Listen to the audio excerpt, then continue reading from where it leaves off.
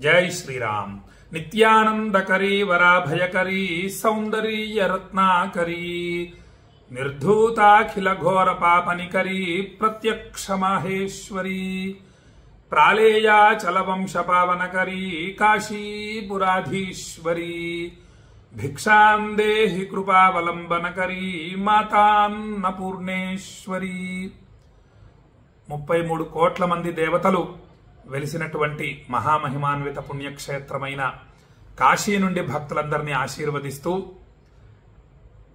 ఈరోజు శ్రావణ మాస దీక్ష 3వ రోజు అత్యంత భక్తి శ్రద్ధలతో త్రికరణ శుద్ధిగా భక్తవత్సలుడైనటువంటి పరమేశ్వరుడికి భక్తుల గోత్రనామాలు వినిపించి అత్యంత భక్తి శ్రద్ధలతో అనేక వేదమంత్రములతో అభిమంత్రించినటువంటి గంగాజలాన్ని కాశీ విశ్వనాథ జ్యోతిర్లింగానికి రుద్రాభిషేక బిల్వార్చనలు అత్యంత వైభవంగా చేయడం జరిగింది. త్రికరణ శుద్ధి అంటే ఇక్కడ మనస్సు, వాక్కు, కర్మ. మనమందరం మనస్సులో కాశీని ధ్యానిస్తున్నాము, స్మరిస్తున్నాం. నిన్న కొన్ని విషయాలు మనం తెలుసుకున్నాం కాశీ గురించి. మళ్ళీ ఒక్కసారి వాటిని తెలియజేస్తాను. చాలా గొప్పగా ఉంది అర్థం. ఆ మనస్సే ప్రధానమైంది కాబట్టి మనస్సులో కాశీ గురించి తెలుసుకుంటూ విశ్వనాథుణ్ణి సేవిస్తున్నాము. ఇక వాక్కుతో కాశీ విశ్వనాథాయ నమః అనే నామాన్ని జపిస్తున్నాము. ఇక చేతులతో జాగ్రత్తగా గంగాజలంతో అభిషేకిస్తున్నాము. ఇదే త్రికరణ శుద్ధిగా విశ్వనాథుణ్ణి, కాశీని సేవించటం అంటే. కాశీయే విశ్వనాథుడు, విశ్వనాథుడే కాశీ. కాబట్టి ఇంకొన్ని విషయాలు మనం చక్కగా తెలుసుకుందాం. కాశీ ఖండంలోని విషయాలు. కాశీ భూమిపై ఉన్నప్పటికీ అది భూమి కాదు. అది ఎందుకో నిన్న నేను మీకు తెలియజేశాను. ఇప్పుడు ముందుకు వెళ్ళిపోదాం.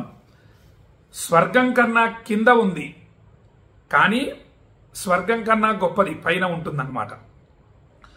భూమిపై బంధింపబడినా కూడా మోక్షాన్ని అనుగ్రహించేది కాశీ. కాశీలో మరణించిన ప్రాణులు అమృతత్వాన్ని పొందుతున్నారు. ఇక త్రిలోక పావని అయిన గంగానది తీరాన ఎల్లప్పుడూ దేవతల చేత సేవింపబడుతోంది కాశీ. అట్టి త్రిపురాంతకుని రాజధాని అయిన కాశీ అంటే శివుడి యొక్క రాజధాని అయిన కాశీ అజ్ఞాన రూపమైన ఆపదల నుండి జగత్తును రక్షించునుగాక అని చెప్పి మనం నిన్న తెలుసుకున్నటువంటి కాశీ ఖండంలోని శ్లోకం. ఈరోజు ఇంకొక అద్భుతమైన శ్లోకాన్ని కాశీ ఖండంలో చూడటం జరిగింది. దాన్ని మీకు తెలియజేస్తాను. శ్రద్ధగా వినండి. మనం అసలు ప్రధానంగా గుర్తుపెట్టుకోవాల్సింది మన ఆయుర్దాయం. 100 సంవత్సరాల ఆయుర్దాయం మనది. ఈ 100 సంవత్సరాల్లో ఇహలోక సుఖాలు అనుభవిస్తూ విశేషమైనటువంటి లోకాల్ని పొందాలి. అందులో విశేషమైన లోకాలలో ఒకటి బ్రహ్మలోకం. ఆ బ్రహ్మలోక ప్రాప్తిని పొందగలగాలి. దుర్లభమైంది. మరి అసలు మనుష్య జన్మనే దుర్లభమైంది. ఈ మనుష్య జన్మను పొందిన తర్వాత కేవలం ఇహలోక సుఖాల వరకే సంతృప్తిని పడకూడదు. పొంది ఈ సంపదలు ఇవన్నీ పొందటం సరే, పొందవచ్చు. ఇవి పొందిన తరువాత అసలైంది కూడా పొందాలి. అటువంటివి పొందాలి. పొంది అనేక వేల సంవత్సరాలు అక్కడ ఉండగలగాలి. అలా ఉండాలంటే ఇక్కడే ఏదైనా సాధన చేయాలి. ఏమిటా సాధన? అటువంటి బ్రహ్మలోకం వంటి స్థానాలు పొందాలి అంటే మరి ఎంత పుణ్యం చేయాలి, ఎంత ఫలితాన్ని పొందాలి, పుణ్యఫలాన్ని. పుణ్యకార్యము విడువబో కన్నా పుణ్యంబు చేత పాపమంతయు భస్మమగునన్నా. పుణ్యకార్యాలు విడవకూడదు.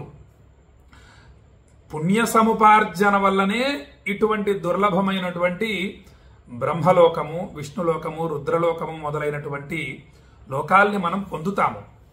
మరి అంత పుణ్యాన్ని పొందాలి అంటే సులభమైన మార్గం కాశీనే. కాశీలో ఏ చిన్న పూజ చేసినా, హోమాలు చేసినా, దాన ధర్మాలు చేసినా అటువంటి బ్రహ్మలోక ప్రాప్తి వంటి దుర్లభమైనటువంటివి మనం పొందవచ్చు. దానికి ఉదాహరణే ఈ కాశీఖండంలోని శ్లోకం.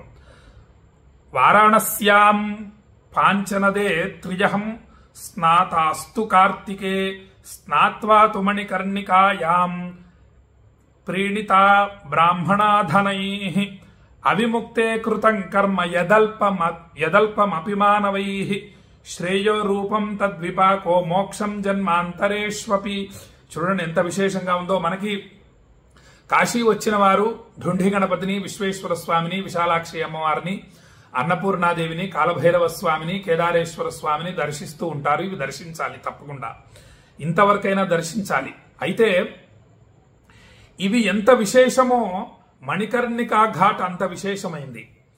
మణికర్ణికా ఘాట్ అంటే గంగా నది మొత్తం 64 ఘాట్లు, 63 అనుకుంటాను, 63 ఘాట్లు. అందులో మణికర్ణికా ఘాట్ ఒకటి. అది అన్ని ఘాట్లలోకి చాలా విశేషమైంది, మహాశక్తివంతమైనటువంటి ఘాట్ అన్నమాట.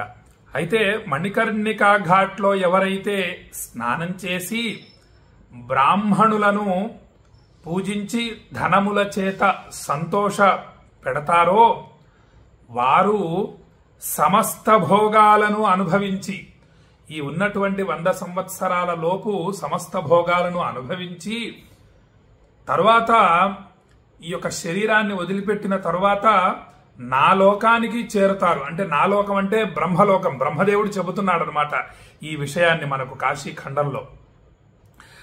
బ్రహ్మలోకం చేరుకుంటారు. చేరుకొని కల్పాంతం వరకు నా లోకంలోనే ఉంటారు. తరువాత కాశీని పొంది, అంటే కాశీలో జన్మించి విశ్వనాథుడి అనుగ్రహంతో ముక్తిని పొందుతారు. చూడండి ఎంత సులభమైన మార్గమో చూడండి. మనకి కొంచెం కుదరదు అంటే ఎన్ని సంవత్సరాలైనా కుదరదు, మనం కుదుర్చుకొని కాశీకి రావాలి. వచ్చి ఇలాంటివి ఆచరించడం చేత మరి అక్షయ ఫలితమే కదా. కల్పాంతం వరకు, యుగాంతం కూడా కాదు, కల్పాంతం వరకు బ్రహ్మలోకాన్ని పొందవచ్చు మనం. పొందిన తర్వాత కాశీలో పుట్టడం అంటే సామాన్యం కాదు. తర్వాత జన్మ కాశీలో జన్మిస్తామట. జన్మించి విశ్వనాథుడి అనుగ్రహంతో మోక్షాన్ని పొందుతున్నాం. ఇక కాశీ యందు మానవులు చిన్న సత్కర్మ చేసినా కూడా తరువాత జన్మలో కాశీని పొందుతారు, పొంది మోక్షాన్ని పొందుతారు అని చెప్పి మనకు కాశీ ఖండం తెలియజేస్తోంది. అటువంటి మహామహిమాన్వితమైన కాశీని మనం ధ్యానిస్తున్నాము, స్మరిస్తున్నాము, సేవిస్తున్నాము. అది కూడా శ్రావణ మాసంలో, దుర్లభమైనటువంటి నభోమాసంలో మనం ఇంతటి విశేషమైనటువంటి కార్యక్రమం చేసుకుంటున్నాము. మనస్సుతో విశ్వనాథుడిని మీరందరూ సేవిస్తున్నారు. కాశీ విశ్వనాథాయ నమః అనే నామాన్ని జపిస్తున్నారు. కాశీ ఖండంలోని ఈ శ్లోకాలు విని వాటిని మననం చేస్తున్నారు మీరందరూ కూడా. మీరు మానసికంగా కాశీని సేవించటం ఇంకా విశేషం. మీరందరూ మానసికంగా సేవిస్తున్నారు. శరీరం కన్నా మనస్సుతో కాశీని సేవించడం చాలా విశేషం. కాబట్టి రేపు సాయంత్రం మళ్ళీ కాశీ ఖండంలోని ఒక అద్భుతమైన శ్లోకము, దాని వివరణ తెలియజేసే వరకు ఈ శ్లోకంలోని అర్థాన్ని, నేను తెలియజేసిన అర్థాన్ని ధ్యానిస్తూ ఉండండి, స్మరిస్తూ ఉండండి అని చెప్పి భక్తులకు తెలియజేస్తూ, ఓం శంచమే మయశ్చమే ప్రియంచమేను కామశ్చమే కామశ్చమే సౌమనసశ్చమే భద్రంచమే శ్రేయశ్చమే వస్యశ్చమే యశశ్చమే భగశ్చమే ద్రవిణంచమే జంతాచమే ధర్తాచమే క్షేమశ్చమే ధృతిశ్చమే విశ్వంచమే మహశ్చమే సంవిచ్చమే జ్ఞాత్రంచమే సూష్టమే ప్రసూష్టమే శీరంచమే లయశ్చమర్తంచమే మృతంచమే యక్ష్మంచమే నామయచ్చమే జీవాతుశ్చమే దీర్ఘాయుత్వంచమే నమిత్రంచమే భయంచమే సుగంచమే శయనంచమే సూషాచమే సుదినంచమే. కాశీ అన్నపూర్ణ విశాలాక్షి సమేత విశ్వేశ్వర స్వామి సంపూర్ణ అనుగ్రహ ప్రాప్తిరస్తు. ఆయురారోగ్య అష్టైశ్వర్యాభివృద్ధిరస్తు.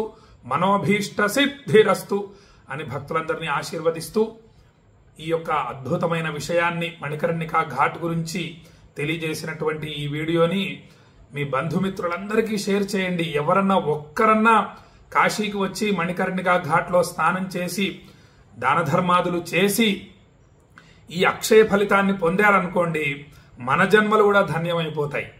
మధ్యాహ్నం 12 గంటలకి మణికర్ణికా ఘాట్లో స్నానం చేయటం విశేష ఫలప్రదం. మొత్తం 33 కోట్ల మంది దేవతలు మరియు వ్యాస మహర్షి మధ్యాహ్నం 12 గంటలకు కాశీలో మణికర్ణికా ఘాట్లో స్నానం చేస్తారు.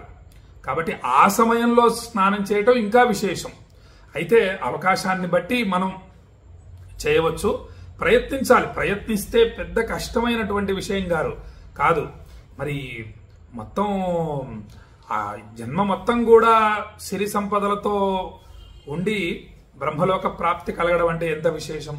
కాబట్టి ఈ విధంగా మనం అందరం కూడా విశ్వనాథుడి మీద మనస్సు లగ్నం చేద్దామని చెప్పి భక్తులకు తెలియజేస్తూ, రేపు కాశీ ఖండంలో నేను ఇంకొక అద్భుతమైన శ్లోకాన్ని మరియు వేదమంత్రములతో ఆశీర్వచనాన్ని అందిస్తానని చెప్పి భక్తులకు తెలియజేస్తూ సెలవు తీసుకుంటున్నా. జై శ్రీరామ్.